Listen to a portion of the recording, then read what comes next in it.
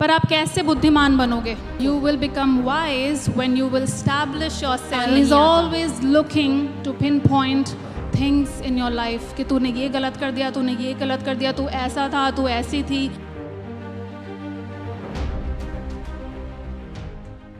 Amen. The enemy always wants to draw you out of your awareness of who you are in Christ by talking about your past, by talking about your past mistakes, who you were. That's what the enemy tries to take away our peace, take away our joy. और शैतान की कोशिश हमेशा ये रहती है कि वो आपको यीशु मसीह की चेतना से बाहर ले जाए और आपका ध्यान हमेशा आपकी बीते हुए कल पर, आपकी गलतियों पर लगाए, ताकि आप यीशु पर अपना ध्यान न लगा सकें. He is always pinpointing on your mistakes and on your fault and your shortcomings. शैतान हमेशा आपकी गलतियों पर, आपकी नाकामियों पर, उन पर उंगली करता है. I've written it down. If he can keep you occupied with these things, he can keep you outside the wisdom of God, outside Christ. Amen. यदि शैतान आपके विचारों में हमेशा ऐसे ख्याल लेकर के आए और आपकी गलतियों पर हमेशा पॉइंट करता रहे, तो वो आपको कभी भी परमेश्वर की बुद्धि में बढ़ने न देगा. Amen. The Bible says that what is the enemy? Who is the enemy? He is the accuser of the brethren. Bible हमें बताती है कि शैतान दोष लगाने वाला है. He is the accuser. वो दोष लगाने वाला है. Amen. He comes to steal, kill and destroy. शैतान चोरी करने, नाश करने और हत्या करने There is आता है. nothing good that comes out from him. उसमें से कुछ भी अच्छा He नहीं is आता. always looking to pinpoint things in your life कि तूने ये गलत कर दिया, तूने ये गलत कर दिया, तू ऐसा था, तू ऐसी थी. He's always bringing back your past, the things that you have done in the past. वो हमेशा ये करता है कि आपके बीते हुए कल में से आपकी गलतियों को, आपकी नाकामियों को आपके सामने बार बार लेकर के आता है. But when that happens, you have to speak up. लेकिन Hallelujah. जब ऐसा हो तो ज़रूरी है कि आप Amen. बोलें. कोई भी ऐसा नहीं है जो बोलेगा कि हाँ मुझे ये ऐसे थॉट्स नहीं आते, या एनिमी मेरे कानों में ऐसी बातें नहीं डालता. There is no one here who can say that Satan doesn't give me any such thoughts. The Bible says that enemy comes to steal, kill and destroy. He wants to steal your joy. He wants to kill your peace. He wants to destroy your destiny. Bible हमें बताती है कि शैतान चोरी करने, नाश करने, हत्या करने आता है. वो आपका आनंद, आपकी बुलाहट, वो सब कुछ नाश कर देना चाहता है. God wants you to be wise. परमेश्वर चाहता है कि Amen. आप बुद्धिमान हो जाएं. Amen. प्रभु का वचन कहता है be wise as serpents and innocent as dove. You need to be wise. Bible हमें बताती है कि सांपों की तरह बुद्धिमान और डव के समान भोले रहो. पर आप कैसे बुद्धिमान बनोगे? But how are you going to become wise? You will become wise when you will establish yourself in the righteousness of God in Christ Jesus. आप बुद्धिमान तब बनेंगे जब आप अपने आप को परमेश्वर की धार्मिकता में स्थापित कर लेंगे. आप बुद्धिमान तब बनेंगे जब अपने आप माइंड को परमेश्वर के वचन से धोकर उसको रिन्यू करेंगे और बार बार उस पर मेडिटेट करेंगे और उसको अपना बना लेंगे. आमीन. उसके थॉट्स को अपने थॉट्स बना लेंगे आप, तब आप बुद्धिमान बनेंगे. You will become wise when you will renew your mind from the word of God. You will keep on meditating it, and your thoughts will be, and God's thoughts will become your thoughts. A poor self-image is nothing but an unrenewed mind. एक गलत छवि और कुछ नहीं, लेकिन एक ऐसा मन है जो नया नहीं किया गया. ये मेरे से अच्छा और कौन जानता होगा. Hallelujah. No one can know this better than me. So many years I was so caught up with the lies of the enemy. बहुत सालों तक मैं शैतान के झूठ में बंदी I रही. had this poor self image that I am good for nothing, I can't do this, I can't do that, oh I'm not good for the Lord. All this, this is the trap of the enemy. The enemy wants to put hold on your mind so that he would make you, when he has this hold in your mind, he can make you paralyzed. The Lord wants to use you for his glory, but when you are caught up with this bondage in your mind, you cannot do anything. और सालों तक मैं ये सोचती रही कि मैं तो कुछ प्रभु के लिए कुछ कर नहीं पाऊंगी, मैं कुछ नहीं कर सकती।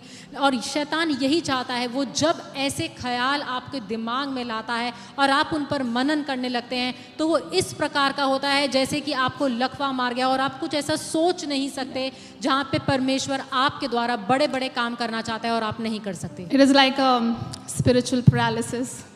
ये एक तरीके का आत्मिक लकवा है। Amen. Because of the unrenewed mind. जब आपका मन नया नहीं हुआ तो ऐसा होता है। The reason that people have poor image is because, they don't see themselves as Christ sees them. लोगों की ऐसी गलत छवि इसीलिए होती है क्योंकि वो अपने आप को वैसे नहीं देखते जैसा कि मसीह यीशु आपको देखता है। A renewed mind is secure person, a secure mind, a secure person in who they are in Christ Jesus. एक रिन्यूड माइंड, एक नया मन ऐसा है जो इस बात में संपूर्ण तरीके से Hallelujah. खुश है कि वो मसीह यीशु में कौन Amen. है। वो secure हैं, nothing can shake them. वो अपनी पहचान में स्थापित हैं और कोई भी बात उनको उनकी पहचान से हिला नहीं सकती। Hallelujah. He is always on the waiting side. वो हमेशा आपका इंतजार कर रहा है। He is always ready to speak to you, to talk to you. वो हमेशा तैयार है कि वो आपसे बात करे, अपने आप को आप पर प्रकट करे। Yeah? And he has given his word to us और उसने अपना वचन हमको दिया है so that he can share his mind with us. ताकि वो अपने वचनों को, अपनी बुद्धि को हमारे साथ His बांट word is his thoughts towards us. सके। उसका वचन ही उसके ख्याल हैं जो वो His हमारे लिए word रखता is है। the wisdom of God for us. परमेश्वर का वचन ही उसकी बुद्धि है हमारे लिए। Amen. So we need to apply his word, his thoughts in our life.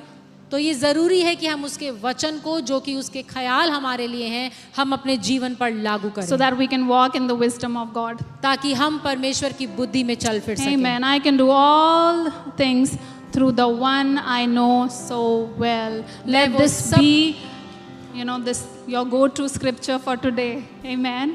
आज का वचन जो है आपके लिए वो यही है कि मैं सब कुछ कर सकता हूँ उसके द्वारा जिसको मैं भली भांति जानता हूँ। Amen. And he is waiting for you. और वो आपका इंतजार कर He is रहा है। waiting to reveal his heart to you. वो इंतजार कर रहा है कि वो अपने हृदय को आप पर He दर्शाए। is waiting to share his heart with you.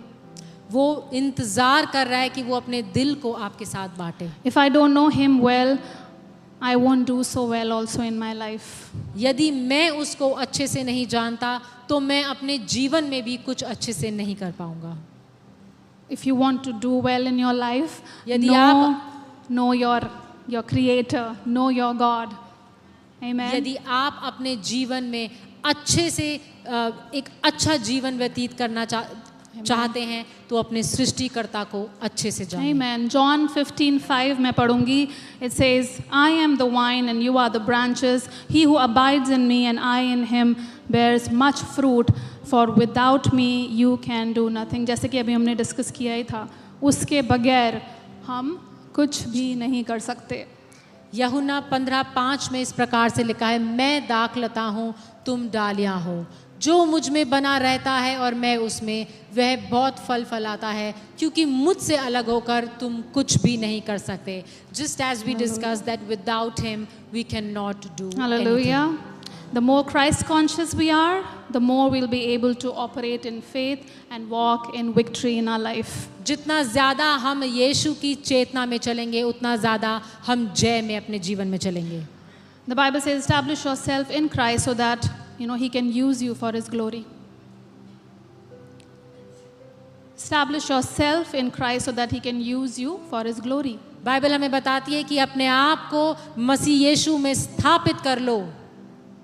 This is the key to walk in authority and to rule and reign. This is the key. ये चाबी है। जब आप अपने आप को धार्मिकता में establish कर लेते हैं, अपनी आइडेंटिटी में स्थापित कर लेते हैं, तो क्या बन जाती है? ये आपकी कुंजी बन जाती है रूल और रेन करने के लिए आपके लाइफ में। Amen. The key to rule and reign in your life is that you need to establish yourself in the righteousness of God. Amen. The scripture says that establish yourself in righteousness and you shall be far from oppression, for you shall not fear, and from terror, for it shall not come near you. Bible हमें बताती है कि तुम अपने आप को परमेश्वर की धार्मिकता में स्थापित कर लो, तो डर, हर तरीके का डर और सताव तुम्हारे जीवन से दूर रहेगा। Amen. You will be far from oppression when you know your place in Christ Jesus is at a far above level, far above principalities and powers and dominions. Amen. You will know where you're seated. You're seated at the right hand of the Father with Christ Jesus.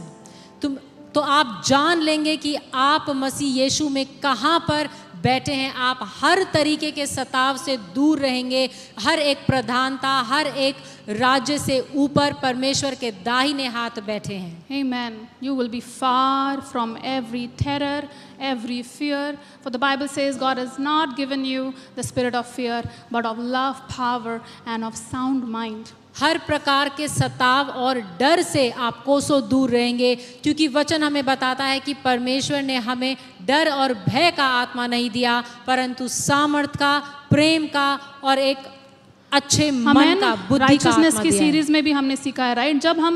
जब हम richness में, धार्मिकता में इतने establish हो जाते हैं, शैतान हमको हिला भी नहीं पाएगा। आमेन। When we establish ourselves in the righteousness of God, Satan cannot move us. Yeah, you're gonna show him the scriptures on his face. आप उसके मुंह पर Hallelujah. परमेश्वर के वचन को बोलेंगे। You will show him the scripture that Satan, it is written that I am established in the righteousness and I will be far from oppression and from terror and from fear, for it shall not come near me. और आप उसे कहेंगे कि शैतान, मैं परमेश्वर की धार्मिकता हूँ और हर तरीके का सताव और डर मेरे जीवन से Amen. कोसों दूर है। I am a new creation in Christ Jesus. The old has gone, the new has come. मैं मसीह यीशु में एक नई सृष्टि हूँ, पुरानी सब बातें बीत चुकी हैं और देखो सब कुछ नया सा हो गया है। Hallelujah. Whatever the past was, it doesn't matter to the Lord. He has made you new and He wants to do new things in your life. जो कुछ बीत चुका है वो बीत चुका है, परमेश्वर ने आपको एक नई सृष्टि बना दिया है। Amen. That is what you have to be rooted on. यही है जिसमें आपको जड़ पकड़ लेनी है।